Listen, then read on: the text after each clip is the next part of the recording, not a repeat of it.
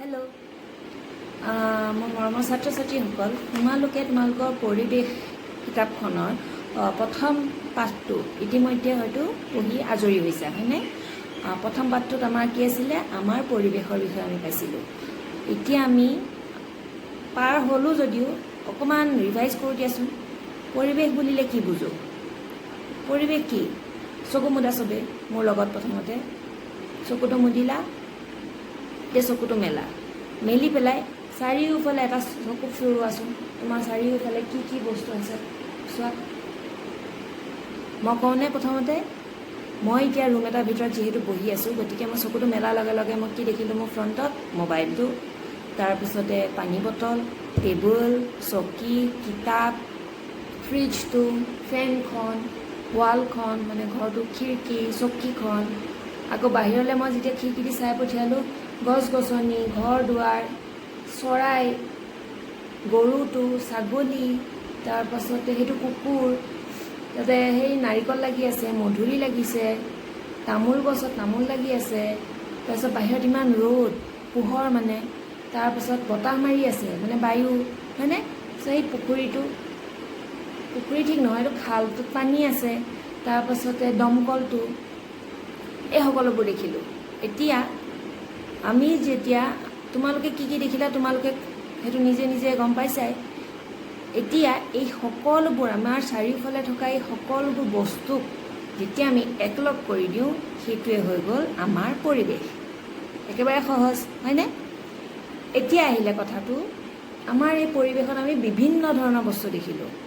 তাৰে কিছুমান বস্তু হ'ল যাৰ জীৱ আছে, যাৰ বৃদ্ধি বিকাশ ঘটে, যেনে আমি নিজেই, তাৰপিছত এই চৰাইটো, তাৰপিছত এই গাইজনী, কুকুৰটো, মেকুৰীটো, গছজোপা, মানে কি? যাৰ জন্মৰ পৰা সি বৃদ্ধি আৰু বিকাশ হৈ পেলাই এটা সময়ত যাৰ মৃত্যু ঘটে।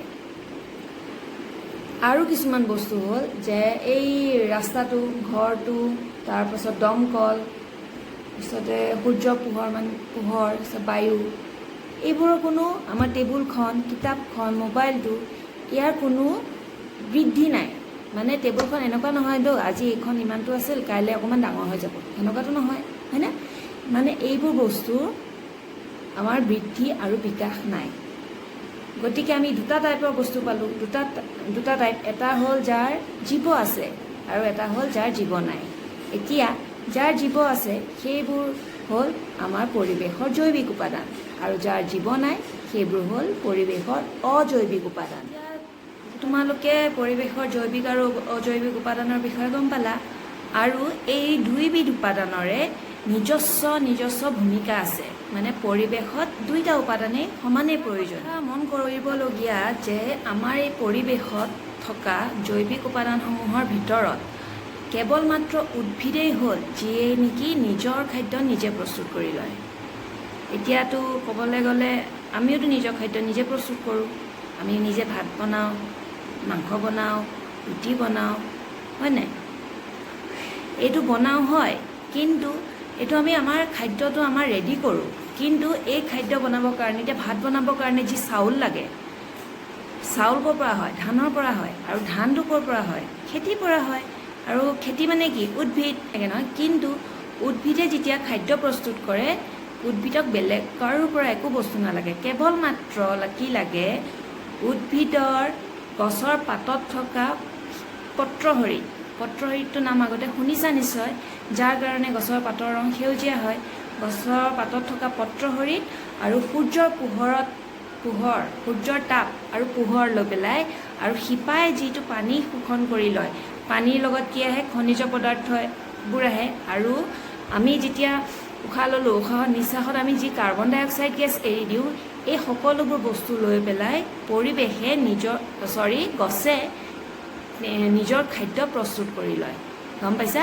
গছে আমাৰ দৰে ভাত একদম গেছৰ ওপৰত গৈ পেলাই বনাই নাথাকে।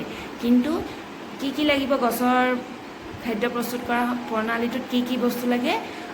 সেউজীয়া গছৰ পাতত থকা পত্ৰহৰিত, তাৰপাছত সূৰ্যৰ তাপ আৰু পোহৰ, তাৰপিছত শিপাৰ পৰা শুহি লোৱা পানী, তাৰ পাছতে তোমাৰ কি লাগিলে আমি জীৱই নিশ্বাসত এৰি দিয়া কাৰ্বন ডাই অক্সাইড গেছ এই সকলোবোৰ মিলি পেলাই গছে নিজৰ খাদ্য নিজে প্ৰস্তুত কৰি লয় আৰু এই গোটেই প্ৰচেছটো এই গোটেই প্ৰক্ৰিয়াটোক কি বুলি কয় সালোক সংশ্লেষণ আৰু গছে যে নিজৰ খাদ্য নিজে প্ৰস্তুত কৰি লয় সেইকাৰণে গছক কি বুলি কয় উৎপাদক উৎপাদক মানে কি যিয়ে উৎপাদন কৰে গছে উৎপাদন কৰে গছে নিজৰ খাদ্য নিজে প্ৰস্তুত কৰি লয় সেইকাৰণে গছক উৎপাদক বুলি কয় মনত ৰ'ব ন চোৱা যদিও গছে নিজৰ খাদ্য নিজে প্ৰস্তুত কৰি লয় কাৰো ওপৰত নিৰ্ভৰ নকৰে তথাপিও গছে খাদ্য প্ৰস্তুত কৰাৰ সময়ত আমাৰ পৰিৱেশৰ সূৰ্যৰ তাপ তাৰ পাছত তোমাৰ পানী মাটিৰ তলৰ পানী কাৰ্বন ডাই অক্সাইড মানে সেইটো গেছ এই সকলোখিনি বস্তু গছক লাগে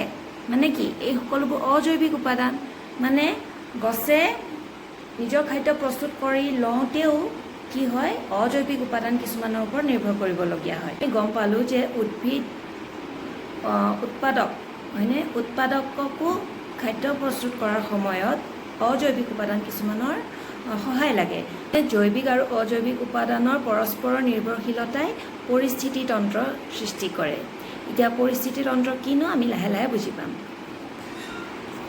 তাৰ পাছত আহিলে তোমাৰ খাদ্য শৃংখল কি যেতিয়া আমি এটা প্ৰাণীয়ে আন এটা প্ৰাণীক খাওঁ তেতিয়া কি সৃষ্টি হয় খাদ্য শৃংখলৰ সৃষ্টি হয় এই ফটোখনত চোৱা এই প্ৰথমতে আছে ঘাঁহক কোনে খাইছে গ্ৰাছহপাৰ মানে ফৰিংটোক আকৌ কোনে খালে ভেকুলীটোক খালে অজগৰডালে আৰু সেই অজগৰটোক কোনে খালে ঈগলে আকৌ তাৰ ওপৰলৈ চোৱা দেখিছেনে এটা গাজৰ তিনিটা গাজৰ আৰু গাজৰ কোনে খায় শহাপহুৱে আৰু সেই শহাপহুটোক কোনে খায় ফক্স মানে শিয়ালে আকৌ শিয়ালক কোনে খায় সিংহ বা বাঘে তাৰপিছত একেবাৰে ওপৰত চোৱা কৰ্ণ মানে মাকৈ খায় নিগনিয়ে আৰু সেই নিগনিক কোনে খায় ফেঁচাই দেখিলানে কেনেকৈ এটা প্ৰাণীয়ে আন এটা প্ৰাণীক খাই মানে নিজৰ খাদ্য হিচাপে খায় আৰু এনেকৈ যেতিয়া এটা প্ৰাণীয়ে আন এটা প্ৰাণীক খাদ্য হিচাপে গ্ৰহণ কৰে তেতিয়া কিহৰ সৃষ্টি কৰে খাদ্য শৃংখলৰ এটা শৃংখলৰ সৃষ্টি কৰে আৰু সেইটোৱে হৈছে খাদ্য শৃংখল আৰু ঠিক তেনেকৈ কেইবাটাও যেতিয়া খাদ্য শৃংখল এক লগ হয় তেতিয়া সেইটোক কয় খাদ্য জাল গম পাইছা ন এতিয়া খাদ্য জাল মানে কি য'ত নেকি তুমি এটাতকৈ বেছি খাদ্য শৃংখলৰ তুমি উপস্থিতি দেখিবলৈ পাবা এতিয়া এটা কথা তোমালোকে নিশ্চয় লক্ষ্য কৰিছা চাগে যে সকলোবোৰ প্ৰাণীয়ে প্ৰত্যক্ষ বা পৰোক্ষভাৱে জীয়াই থাকিবলৈ আহাৰ ক'ৰ পৰা পায় খাদ্য উদ্ভিদৰ পৰা মানে উদ্ভিদ মানে কি আমি জানিছোঁ উৎপাদক যিয়ে উৎপাদন কৰে আৰু সেই উদ্ভিদক বাকীবোৰ প্ৰাণীয়ে খায় কাৰণে বাকীবোৰ প্ৰাণী হৈছে উপভোক্তা এতিয়া উপভোক্তাৰো ভাগ আছে প্ৰথম শ্ৰেণীৰ উপভোক্তা দ্বিতীয় শ্ৰেণীৰ উপভোক্তা আৰু তৃতীয় শ্ৰেণীৰ উপভোক্তা এতিয়া প্ৰথম শ্ৰেণীৰ উপভোক্তাবোৰ কোনবোৰ তৃণভোজী প্ৰাণীবোৰ যিয়ে চিধা ঘাঁহ বা উদ্ভিদক খায় যেনে গৰু ছাগলী মহ হৰিণা শহাপহু আদি মানে তৃণভোজী প্ৰাণীবোৰ হয় এইবোৰ হ'ল আমাৰ প্ৰথম শ্ৰেণীৰ উপভোক্তা তাৰ পাছত যিয়ে নেকি এই তৃণভোজী প্ৰাথমিক উপভোক্তা বা প্ৰথম শ্ৰেণীৰ উপভোক্তাবোৰক খায় সিহঁতি হৈছে দ্বিতীয় শ্ৰেণীৰ উপভোক্তা বা গৌণ উপভোক্তা যেনে বাঘ সিংহ শিয়াল আদি মাংসভোজী প্ৰাণী বুজি পালা আৰু এটা হৈছে আমি মানুহবোৰে কি কৰোঁ আমি চব বস্তু খাওঁ গতিকে আমি হ'লোঁ সৰ্বভোজী প্ৰাণী আৰু এনেদৰে সকলো জীৱই যেতিয়া খাদ্য শৃংখলত এটা নিৰ্দিষ্ট স্থান অধিকাৰ কৰি আমাৰ পৰিৱেশত নানা ধৰণৰ পৰিস্থিতি তন্ত্ৰৰ সৃষ্টি কৰি আছে পৰিস্থিতি তন্ত্ৰ মানে কি য'ত নেকি আমি সকলোবোৰ উপভোক্তাক দেখিবলৈ পাওঁ আৰু এইবোৰ মিলি পেলাই ইটোৱে সিটোৰ ওপৰত নিৰ্ভৰ কৰি পেলাই খাদ্য গ্ৰহণ কৰি জীয়াই আছে যেনে ঘাঁহনি পুখুৰী শস্য পথাৰ অৰণ্য এইবোৰ হ'ল একোটা পৰিস্থিতি তন্ত্ৰৰ উদাহৰণ এতিয়া কেনেকৈ ধৰি লওক পুখুৰী এটা পৰিস্থিতি তন্ত্ৰৰ উদাহৰণ কেনেকৈ হ'ল পুখুৰীত কি থাকে পানীৰ তলততো মেটেকা ভেট এইবোৰ কি হয় এইবোৰ পানীত গজা উদ্ভিদ হয়নে যিয়ে নেকি নিজৰ খাদ্য নিজে তৈয়াৰ কৰি লয় এইবোৰ হৈছে উৎপাদক আকৌ এই পুখুৰীত থকা উদ্ভিদবোৰক কোনে খায় গম পাইছানে এই পুখুৰীত থকা উদ্ভিদবোৰক তাত কিছুমান কীট পতংগ বা সৰু মাছ বা শামুক এইবোৰে সেই উদ্ভিদবোৰক খায় আৰু সেইকাৰণে এইবোৰ হৈছে প্ৰথম শ্ৰেণীৰ উপভোক্তা বা প্ৰথম শ্ৰেণীৰ উপভোক্তাক আমি প্ৰাথমিক উপভোক্তা বুলিও ক'ব পাৰোঁ। তাৰ পাছত এই সৰু সৰু মাছ, শামুক, কীট পতংগ এইবোৰক আকৌ কোনে খায়? ডাঙৰ ডাঙৰ মাছকেইটাই ভেকুলী, কেঁকুৰা আদিয়ে খায়। গতিকে এইবোৰ হ'ল দ্বিতীয় শ্ৰেণীৰ উপভোক্তা। দ্বিতীয় শ্ৰেণীৰ উপভোক্তাৰ আৰু এটা নাম হ'ল গৌণ উপভোক্তা। এতিয়া এই দ্বিতীয় শ্ৰেণীৰ উপভোক্তাবোৰক কোনে খায়?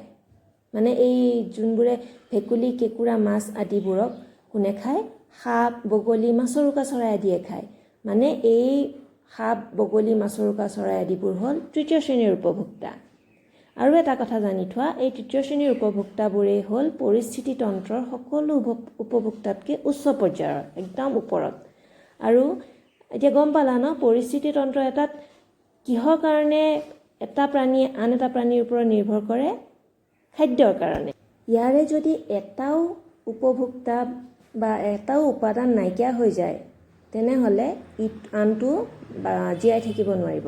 এতিয়া ধৰি লোৱা গছ-গছনি, উৎপাদক নাইকিয়া হৈ গ'ল। গছ-গছনি নহ'লে প্ৰথম শ্ৰেণীৰ উপভোক্তাই কি খাব? আৰু প্ৰথম শ্ৰেণীৰ উপভোক্তাই খাবলৈ নাপায় মৰি থাকিব, জীয়াই নাথাকিব। প্ৰথম শ্ৰেণীৰ উপভোক্তা নাথাকিলে দ্বিতীয় শ্ৰেণীৰ উপভোক্তাই কি খাব? হয়নে? গতিকে যিকোনো এটা উপাদানো নাইকিয়া হৈ গ'লে বা তাৰ যদি পৰিমাণটো কমি যায়, তেনেহ'লে এটা খাদ্য শৃংখল বৰ্তি থাকিব নোৱাৰে। আৰু এটা খুবেই দৰকাৰী বস্তু হৈছে আমাৰ পৰিৱেশৰ কাৰণে বিয়োজক। বিয়োজক কি? কিছুমান বেক্টেৰিয়া আৰু ভেঁকুৰে কি কৰে? উদ্ভিদ আৰু প্ৰাণীৰ দেহৰ অংশসমূহৰ বিয়োজন ঘটায়। অৰ্থাৎ কি কৰে? ক্ষুদ্ৰ ক্ষুদ্ৰ অংশলৈ পৰিণত কৰি সেইবোৰ গেলি পচি যোৱাত সহায় কৰে।